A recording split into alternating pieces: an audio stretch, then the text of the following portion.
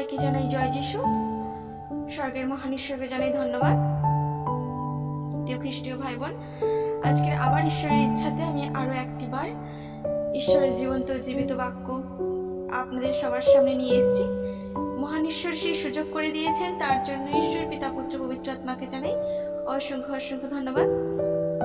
ঈশ্বরের সন্তানেরা, আজকের যে বাক্য আমি নিয়ে এসেছি বা যে ঈশ্বরের জীবন্ত জীবিত যে পাঠটি আমি আপনাদের পড়ে শোনাবো, বাক্যটি তা অত্যন্ত গুরুত্বপূর্ণ। তাই আজকের এই বাক্য আপনারা মন দিয়ে শ্রবণ করুন। অবশ্যই আজকের আমাদের জীবনে চলার পথে অনেক ভুল হচ্ছে, আমরা কি কারণে আজকের প্রার্থনার উত্তর পাচ্ছি না, আজকে ঈশ্বর আপনাদের সবার সঙ্গে কথা বলবেন। তাই আজকের এই বাক্য স্কিপ না করে শুরু থেকে শেষ পর্যন্ত আপনারা দেখুন এবং অবশ্যই ঈশ্বরের বাক্য ভালো লেগে থাকলে লাইক করবেন, কমেন্ট করবেন এবং শেয়ার করবেন। অবশ্যই শুরু থেকে শেষ পর্যন্ত আমার পাশে থাকুন।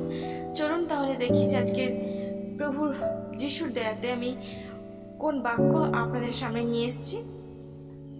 হিতোপদেশ 28 অধ্যায় 13 পদ এবং 14 পদ পড়ে শোনাবো আজকে।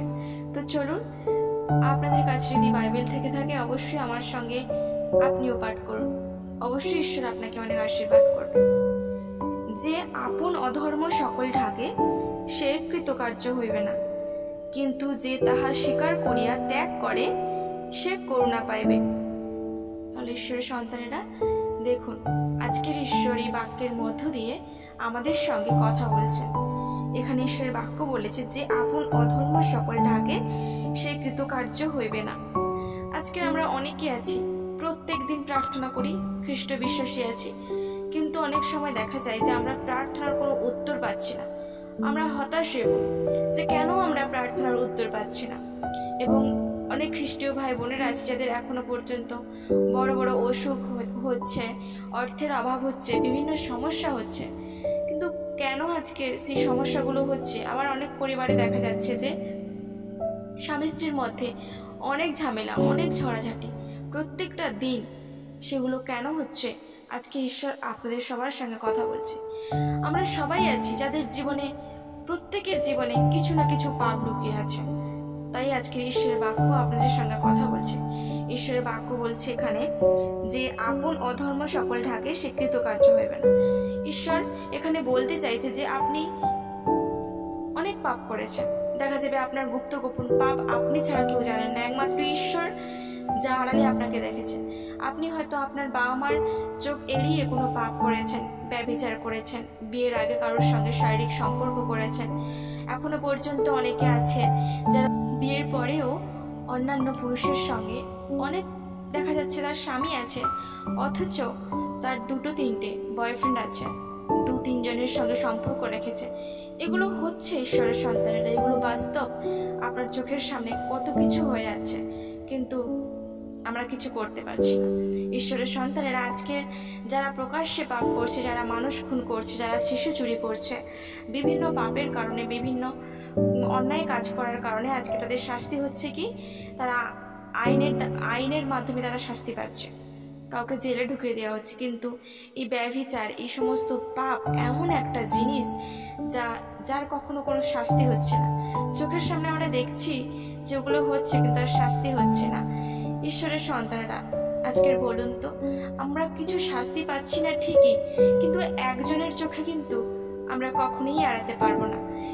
আমাদের বাবা মার চোখ ছাপিয়ে আমরা অন্যায় কাজ করছি, পাপ কাজ করছি, ব্যভিচার করছি, কাউকে খুন করে দিচ্ছি, সবার চোখকে এড়াতে পারি প্রিয় খ্রিস্টীয় ভাই বোন, কিন্তু আমার পিতা পরমেশ্বর প্রভুর কাছে কখনো এই সমস্ত পাপ এড়াতে পারবো না।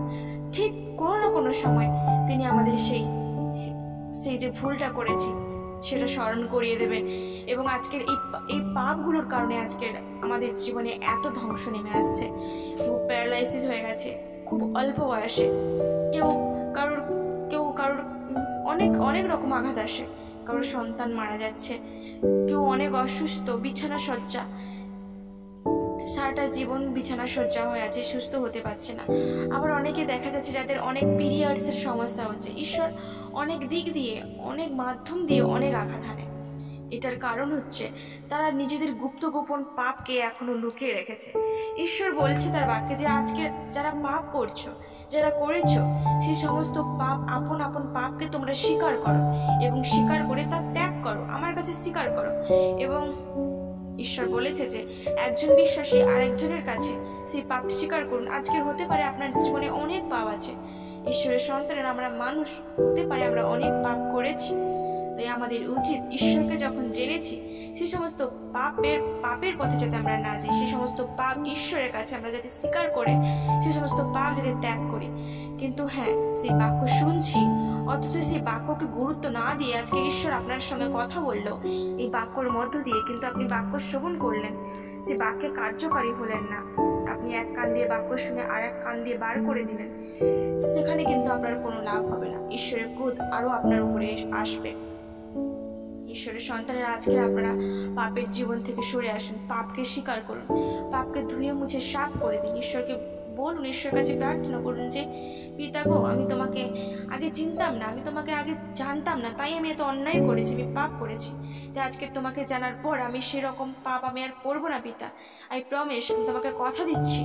এরকম ভাবে প্রার্থনা করুন, ঈশ্বরের কাছে নিজেকে নত করুন, চোখের জলে ক্রন্দন করে প্রার্থনা করুন। আজকে জানি আজকের প্রত্যেকটা পরিবারে প্রচুর অশান্তি, প্রত্যেকটা পরিবারে এখন মানুষ কত বড় বড় অসুখে, কত বড় বড় ব্যাধিতে ভুগছে, কত কষ্ট তাদের জীবনে।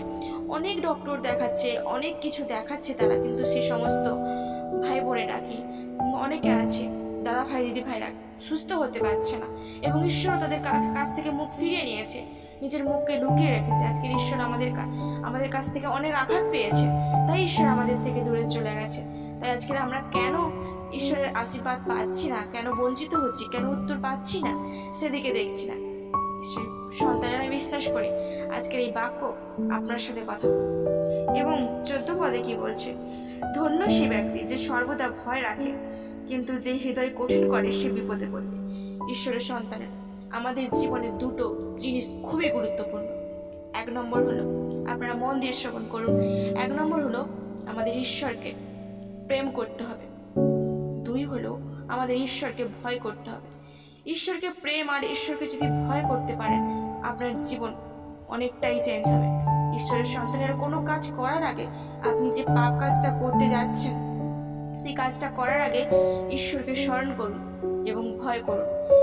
ভয় যদি আপনার মধ্যে থাকে তাহলে দেখবেন আপনি যখন পাপ কাজ করতে যাবেন তখন এইরকম অনুভূতি হবে, আপনার সঙ্গে পবিত্র আত্মা কথা বলবে যে এই পাপ কাজটা করতে যাস না, আমার ঈশ্বর আছে, আমার ঈশ্বর কিন্তু দেখতে পাচ্ছি, অবশ্যই সে তোমাকে শাস্তি দেবে, এরকম হৃদয় অন্তরে একটা কথা বলবে। তাই পাপের জীবন থেকে বেরিয়ে আসুন, সর্বদা ঈশ্বরকে ভয় করুন, আপনার হৃদয় কখনো কঠিন করবেন না। ঈশ্বরের বাক্য বলছে আপনি যদি আপনার হৃদয়কে কঠিন করেন তাহলে অনেক বড় বিপদে পড়তে পারেন। ঈশ্বরের জীবন্ত জীবিত বাক্যতে পরিষ্কার ঈশ্বর করে দিয়েছে।